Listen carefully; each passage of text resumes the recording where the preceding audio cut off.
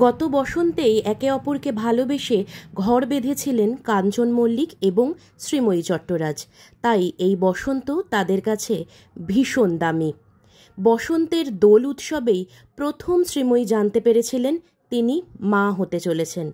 আর এবছর কাঞ্চন শ্রীময়ীর জীবনে দ্বিতীয় দোল।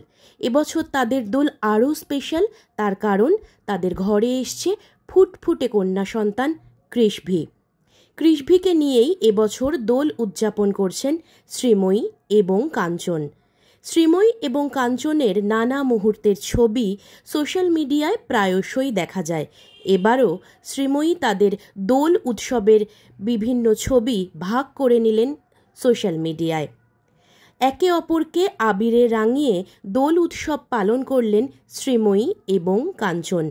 এছাড়াও তাদের বাড়িতে গৃহদেবতার পুজো সম্পন্ন হয়েছে। আবিরে রঙিন শ্রীময়ী এবং কাঞ্চন তাদের সঙ্গে ছোট্ট কৃষভির ছবিও সামনে এনেছেন।